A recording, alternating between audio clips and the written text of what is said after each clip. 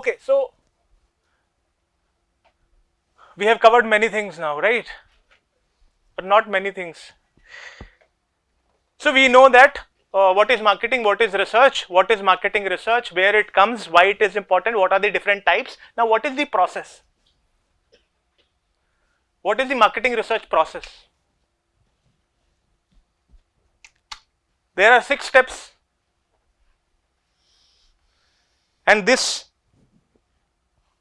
what is shown to you, it is combination of both problem identification and problem solving. Both opportunity identification and opportunity solving combined in the 6 steps.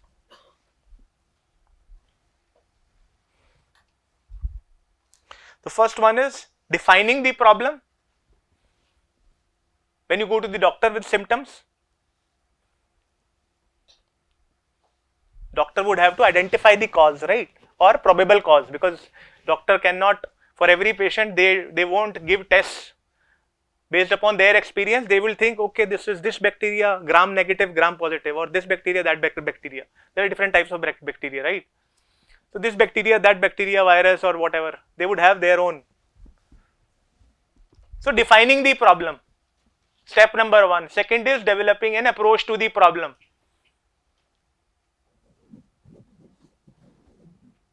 Now what is this animal? Developing an approach to the problem. Problem identification is itself very difficult. Then you have to develop an approach to the problem. We will come to that, what is that, but it is mainly related to making the problem precise by breaking it down into simple components. The third one is formulating a research design, which means making a research plan of what you are going to do. But let me start. Defining the problem is when the symptoms are there, one will figure out what are the probable problems. Second is developing an approach to the problem is breaking the problem into hypotheses or research questions. Step number 3 is formulating a research design. Research design is a blueprint of from whom you are going to collect data, where you are going to collect data, when you are going to collect data, what will be the questions, what will be your survey, who will be your field staff and everything. That is research design. Step number 4 is going to the field and collecting the data, which looks very easy when it is written, but it's very difficult. Sometimes when you go to the mall without permission, security will come to greet you to the door.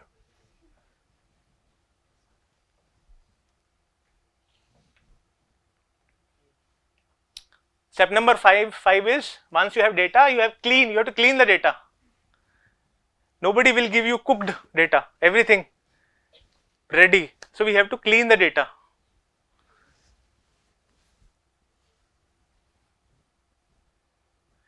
Sometimes my wife would say clean the house, I would say no, I am cleaning the data. That is more easy. So clean the data and then analyze the data. The last one is preparing and presenting the findings in the report. So all these, this is a 6. Systematic means each step has to be planned, documented, methodologically sound. Objective means the researcher biases should be kept away. In quantitative, researcher biases can be easily kept away, but qualitative it becomes difficult. What is qualitative, quantitative? A quick idea of qualitative is we collect qualitative data which is in the form of words, paragraphs, essays. We conduct interviews, focus groups and collect the data in the form of words, essays, sentences, paragraphs and so on. Quantitative, the data is in the form of numbers. So qualitative is non-numbers. Okay. So the first one is problem definition.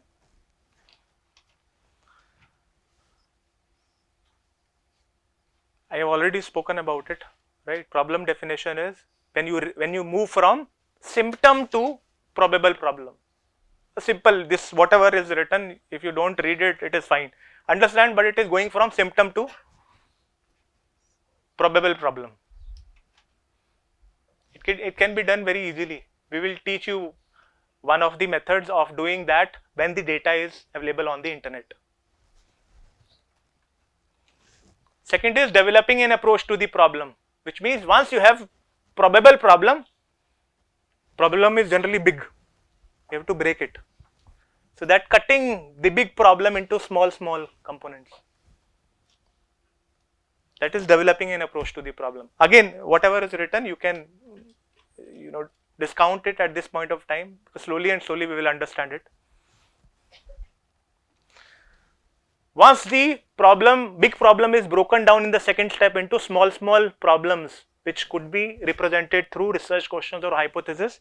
Third one is formulating a research design, which means a plan how we are going to test the hypothesis. A plan of from whom to collect data, how much to collect, where to collect, when to collect, why to collect, and so on. And the questionnaire and or whatever method, experiments and so on.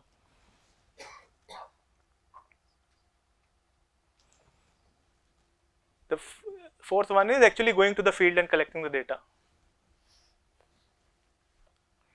So sometimes you have to call up through phone, you have to take appointment and then go and wait and then collect data. Sometimes when the data is sensitive, if you are standing and looking at that, then they will not fill the right data. So there are a lot of nuances are there. Suppose the data is about the some information about accidents, how many times you have been involved in accidents and so on. And you have given the questionnaire to the respondent and you are standing there. They would not actually fill in the right way. Or suppose the questionnaire is about hygiene. The first question is, have you taken bath today? Suppose I float this questionnaire now. So there are a lot of nuances when the field work is done. Lot of nuances are there. So this is doing field work or collecting data. It's a lot of nuances are there. So that's why all the collecting data is a science as well as a little art. Especially quantitative data, still you can control. Qualitative data collecting is real art.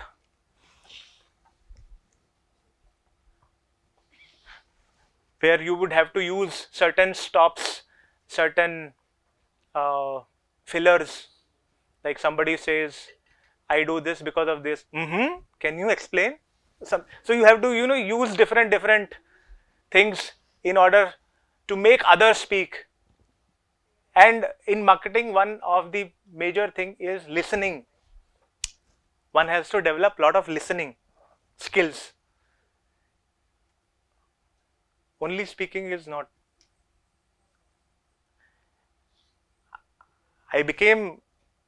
When I became teacher, professor, I am giving sessions and so on. I might have also lost this skill of listening. But it is very important. Please develop it.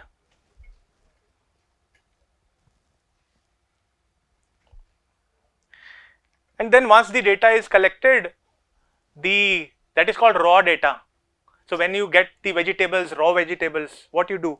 You wash, clean. Sometimes they are dipped in, some cleaner is put in the water, and a lot of people were doing that in the COVID times.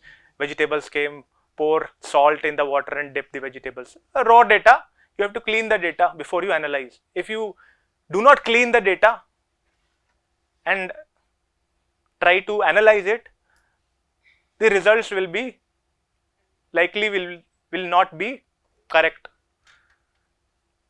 And for whomever you are conducting that research, they will suffer because of that. Because generally when the market research is done, the bigger amounts are at stake. The last one is preparing and presenting the report. That you people know very well.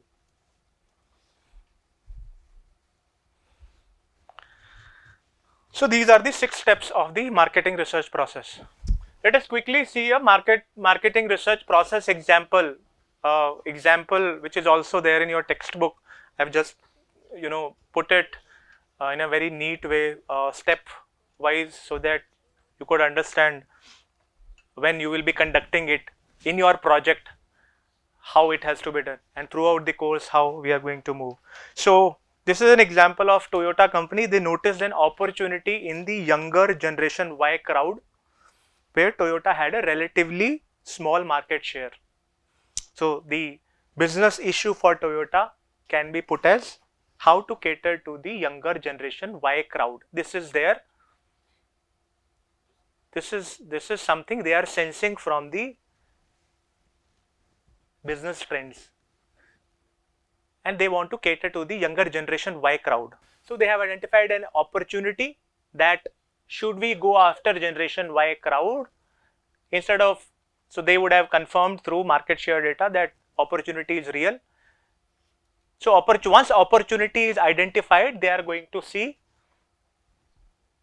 how to utilize the opportunity. So the problem definition for their business issue, which is how to cater to the younger generation Y crowd, is determine the factors which gives a youth oriented image about the car to the younger generation Y car buyers. This is one of the ways to state the marketing research problem. This is the opportunity example, not the problem one. We will also come to the problem one. So once this problem is stated, in the problem definition step itself, you have to simplify it by breaking it into some components. What criteria, features do the younger generation Y car buyers use when selecting a car? Component 2 is how do the younger generation Y car buyers feel about their cars? Are they all motivated by the same appeal? The third one is there can be more components. Just for the sake of demonstration, I have put only 3 components. So the problem is in first step itself broken down into components.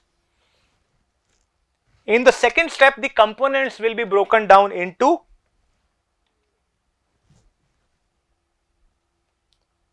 research questions and research questions into hypothesis. So if you look at research question 1, so it is about the component 1. Do the younger generation Y car buyers look for compact car? And hypothesis for this is younger generation Y car buyers prefer compact car. This is a hypothesis which has to be tested after we frame the research design and collect the data. Likewise, you will break the components into research questions and research questions into hypothesis. Once it is done, now again it is only a small sample is shown of what was actually done. The third is you formulate a research design. In this case, a research design, a cross-sectional, you need not understand at this point of time, but cross-sectional, just to small idea, it is done in a single duration of time, in a single cross-section of time. Both qualitative research and surveys were done. They were planned, and in the step number 3, research design is, there were questionnaires that were made, which are called surveys, and qualitative interviews were also planned.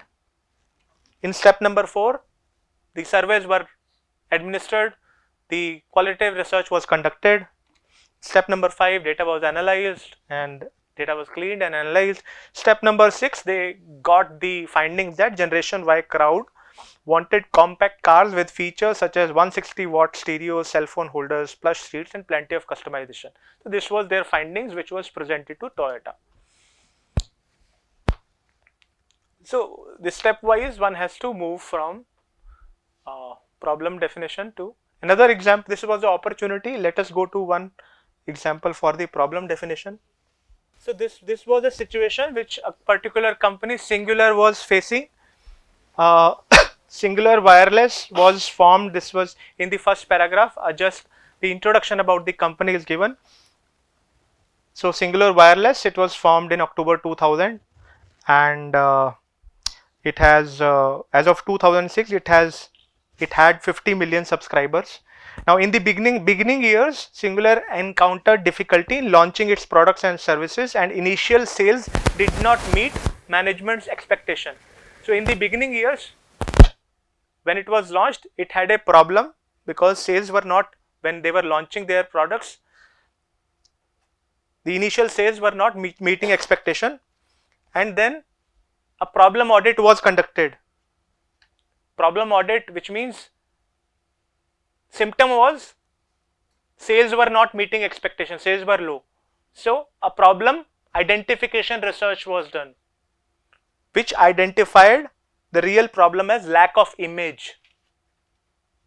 And then the problem solving research was done for confirming and solving the problem, wherein they said, so the marketing research problem was defined as measuring the awareness, perceptions and image of singular. And focus groups and telephone survey were done to identify, to confirm the cause and to solve, to how to get out of that brand image. The results indicated that telecommunications company that enabled customers to express themselves was perceived very positively, which means their image should be moved to help customer express themselves in order to make customers think positive about their brands. And this is how it is.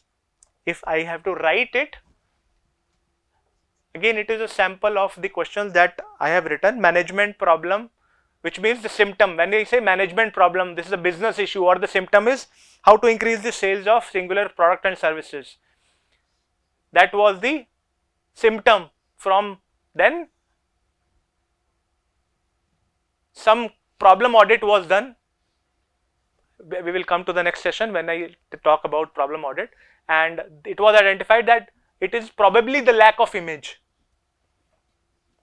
And then once the probable cause is identified, problem solving research came up, where the 6 steps. First, problem definition, determine the awareness and image of singular brand. This is the first step. Because awareness and image both are part of this problem, it is broken down into simple components. The problem statement itself is a little complex one. In this case, determine the awareness and image of singular brand. Whenever you are breaking such a problem, you have to definitely, one of the components has to be about the customers, understanding what are their demographics and psychographics, which is also there, and are they motivated by a similar kind of appeals, can they be segmented in a different way or meaningful way, how are they segmented. They have to be part of the components irrespective of the problem. But then you have to break down the problem into simple components, like one component could be about awareness, other could be about image, and so on. As you see, the problem is broken down into components. Now this you will have to do throughout the course. That is why I am just giving you an overview of what will be done, and you will be able to write all this on your own. And what is the advantage of doing all that? The advantage you can see right from the grassroots level. How? Let's say if you go back to your hometown, or even if you just stroll around here, comes to any shop, and the shop owner is your friend, says that my sales are not picking up, people are not buying. Can you help? What is the process? If you have done this course, you would be able to help that. You would be able to do a initial bit of research to identify, to tell him that this could be a problem. So right from the grassroots level, some shop near your house, some friend's business, to big businesses, you can use this process. So in this case, marketing research problem is defined, it is broken down into components. Then components were broken down into research questions and hypothesis. Again, this is just, as I said, it is a sample of I have broken down into. If I do it fully, it will be pretty long, which we will take up in the second session. And similar to, so whatever the situation was given in the first page, I have just written it systematically. I have written it, step by step, how research was conducted, a sample of it. So some of the quick things, Is it always that one has to conduct the market research for the small problem, big problems? So there is a small flow chart. Whenever you have to conduct market research, extensive market research with the, or detailed market research, most of the time you will have to do market research, but depends upon most of the time you will have to do market research for your questions, for your problems, but which has to be conducted in a detailed and a big manner can be decided through this flow chart. The first one is sufficient time available? If no, then do not conduct market research for a particular problem or opportunity. The second one, if yes, if information that is already available inside the company in-house, if it is adequate, then do not conduct market research. If no, next. Is the decision strategic or tactical? This is also, what is strategic? What is tactical? You have done strategic management? No. Oh, she has done. Okay, is the decision strategic or tactical? Strategic. The term strategy will be misused. Long time in MBA, everybody will use exam strategy, this strategy, that strategy. Here, what I mean to say, is the decision involve large amount of resources? Are the decisions irreversible? Are the decisions being taken at the senior level in the management? That include the strategic decisions. Those decisions that do not involve good amount of resources, that can be reversed, they are called tactical, right? So is the decision strategic or tactical? And if it is strategic, then benefits minus cost analysis. Are the benefits that we are going to get through market research exceed the cost? The cost would be, let's say, for a big market research 50 lakhs, the benefits could be in 500 crores, then definitely there is a huge, right? But the market research also has to be done fast, because let's say if you take 2 months, your competitor might launch the similar kind of product for which you are conducting the research. So there are a lot of ifs and buts are there. And then if everything, all the boxes are right, then conduct the formal big market research. Otherwise, small market research, which means not as time and money and effort and money involving, that you have to anyways do. So if it is tactical decision, then we may skip marketing, that big marketing research. Yeah,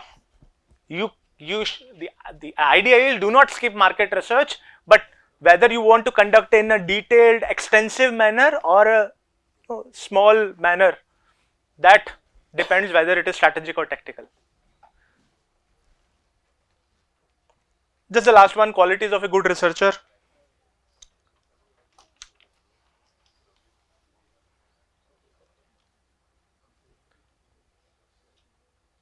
You can be probably, so the good researcher helps the manager to understand the problem and select among the viable alternatives.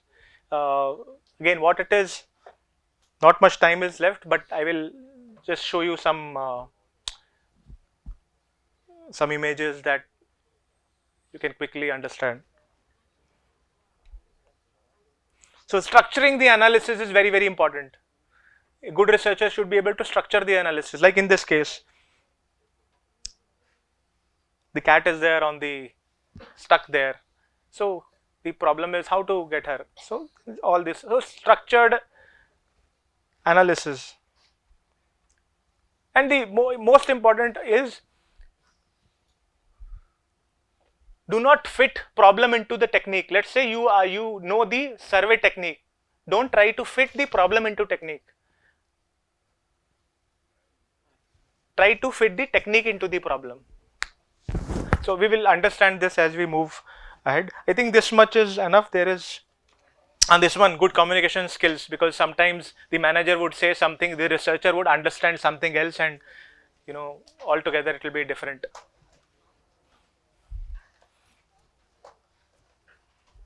What the customer wanted and what the marketing delivered is lack of communication. So So I end this session here. I think we will move step by step very slowly. Well, so thank you everybody, and have a good day ahead. Thank you.